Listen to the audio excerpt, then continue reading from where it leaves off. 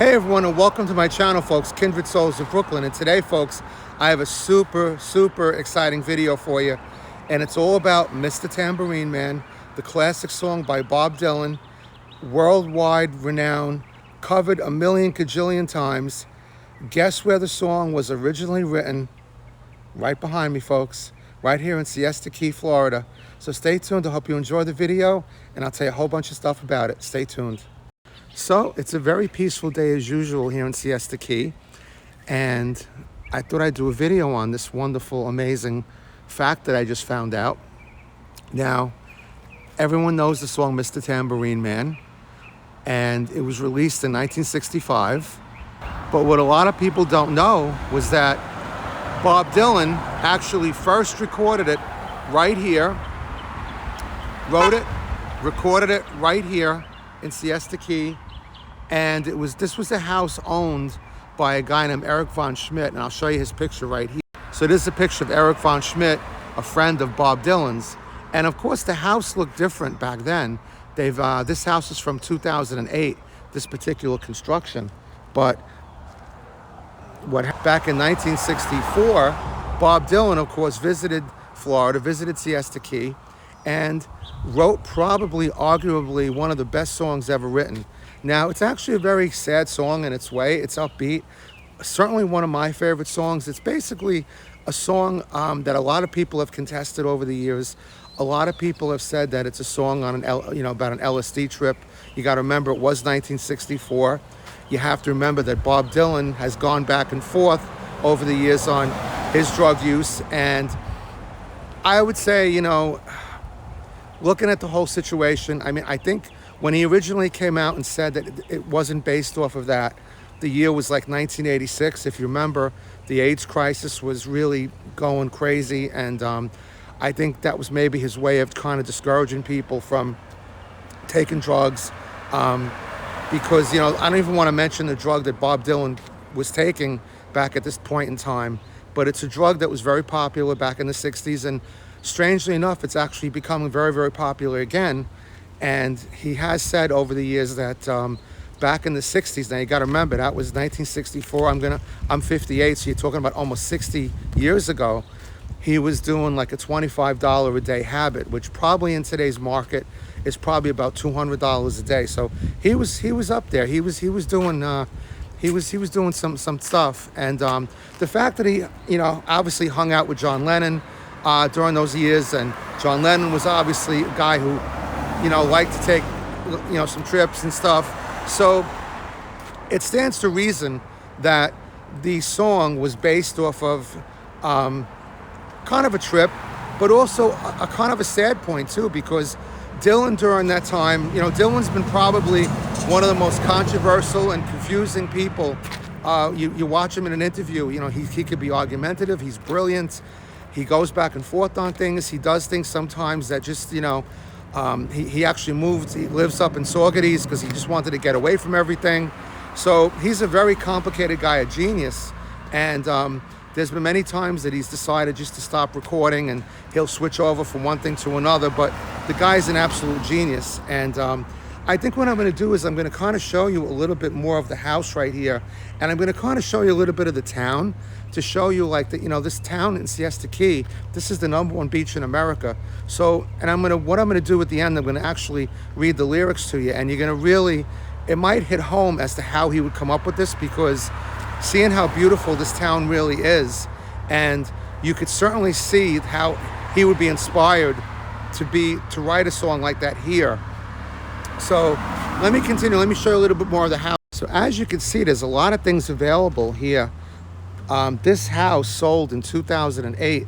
It's a condo unit actually now. So there's actually 3 addresses there. So the one on the left is the address that you would say was technically the one. But there's a lot of older people here, and there's still some plots left. But as the years go on, more and more of these little plots are bought, sold, and they're changed. And so the last time when this was built, it was $2,500,000. I believe it's worth about $5 million now. But what's funny about it is that when you go, this is the main drag on this tour here, on this in this area. And I would venture to guess that most people probably don't even know. Even the people living right here probably don't even know what they're living next to. And the trolley, which you saw at the beginning of the video, comes up and down. The people on the trolley don't mention it.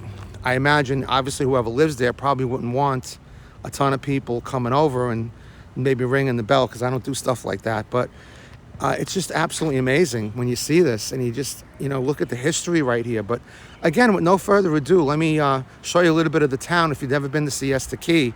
And you'll kind of get an idea of how Bob Dylan would be so inspired to write something like, check this out. This is right across the street. And I don't see a for sale sign on this, but you realize why these things are bought and sold for such a high amount of money, because they've increased the height restrictions here. So you could buy this little home for God knows how much, and you could put up something as big as these, and you could see your money kind of quadrupling very, very quickly. So as a tribute to my son, Matt, I have to read the first two lines of this song, because I think it would kind of apply to him too. It's for someone who's kind of lost in their life, and you don't have to be homeless, or you don't have to be whatever to be lost in your life. You could be making millions of dollars and be lost in your life. So here we go. Hey, Mr. Tambourine Man, play a song for me. I'm not sleepy and there is no place I'm going to. Hey, Mr. Tambourine Man, play a song for me. In the jingle jangle morning, I'll come following you. Jingle jangle the tambourine. Very cool line there. Though I know that evening's empire has returned into sand. Sand is always referenced into time, right? Vanished from my hand. It kind of talks about maybe someone who's been young and they're a little bit older now, or maybe they feel a lot older now. Left me blindly here to stand, but still not sleeping. My weariness amazes me. I'm branded on my feet. I have no one to meet, and the ancient empty streets too dead for dreaming.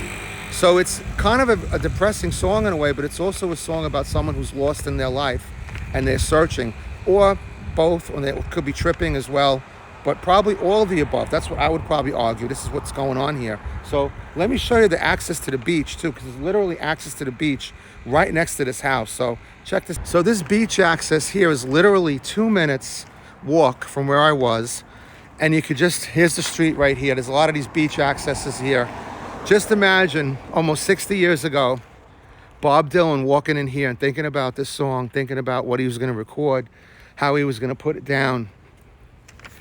And you could see, and later in the song, it talks about, clear skies, essentially. As you can see, it's Siesta Beach. This is beach. If you're interested, this is beach access number 9. And this tells you about the sea turtles. The season is up until October 31st. So basically, during that season, you got to be careful of the sea turtle nests. They're endangered. So they're highly protected here in Sarasota, kind of like, not on the level of the bald eagle, but pretty much up there. So just imagine Bob Dylan, and this obviously hasn't changed too much in all that time. You can imagine Bob Dylan walking through here with a guitar, probably. And you can't see it now, but this, coming from New York, the sky here is so clear at night with the stars. It is absolutely incredible. So you talk about a place that's inspiring. And another cool thing about Sarasota is it's kind of like Jamaica. You have all the homes that are all different colors. There's a back end view of that property I was telling you about.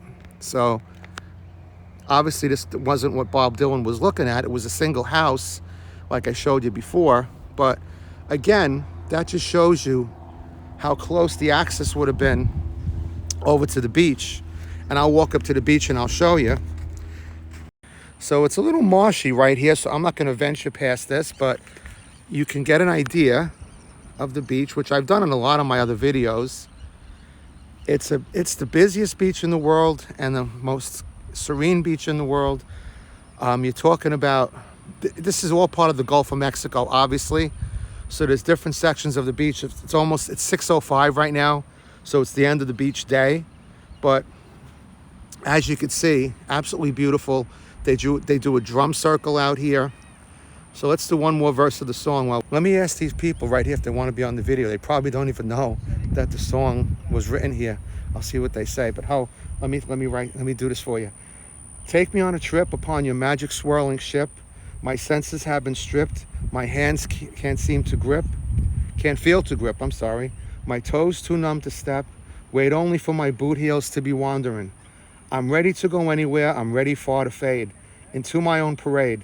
Cast your dancing spell my way. I promise to go under it. Hey, so we have some visitors. I just was telling them about the Bob. What do you think about that Bob Dylan, Mr. Tambourine Man thing? No one even knows about it over here. What do you think? It's pretty amazing. It's definitely good information. Right? Where are you folks from? Jacksonville. Jacksonville, beautiful. We're not far from Ronnie Van Zant Park. Okay, what a great singer. Oh my God, piano, guitar player. You got to watch the no-see-ums this time of day. That's when they come out. Yep, we sprayed. We just loaded down with spray before we headed out here to watch sunset. That's what you have to do. But yeah, it's like an amazing, they should have a tour just for that, I think. Maybe I should start it, I don't know. Oh, they should. But yeah, I live in Sarasota. I have a channel, it's called Kindred Souls of Brooklyn. If you want to tune into it, maybe you'll get discovered. You never know. Never know. Thanks for being on the channel, folks. Thank We probably you. appreciate you. So as you can see, this is Siesta Village. I've done a number of videos here, but you know, for the purposes of this video, for those who haven't seen it, it really is pretty much unchanged. I mean, yeah, some of the businesses have changed, but these are all like mostly eclectic shops. In fact, Kilwin's over there was the first like chain to really come here a couple of years ago. But this would be what Bob Dylan pretty much would have seen, this main strip right here with some side streets. Lots of people here play guitar. This is a Tuesday night, so we don't have too much of that tonight.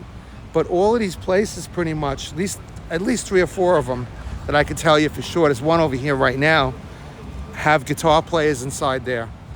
And you could just imagine this being a place where Bob Dylan would just walk around and get inspiration for this song. This is kind of like the main circle right here. You see the trolley picks up over here, goes all the way down to Turtle Beach. This is our favorite restaurant right here in Siesta Village. It's called My Village Pub. We've been there a few times, done a couple of videos.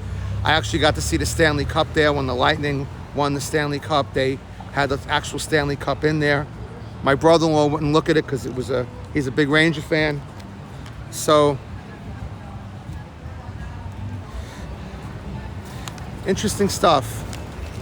Very interesting. Let's walk along just a little bit. I'll show you what I mean. Oh, I love this song growing up. Bad, Bad Leroy Brown.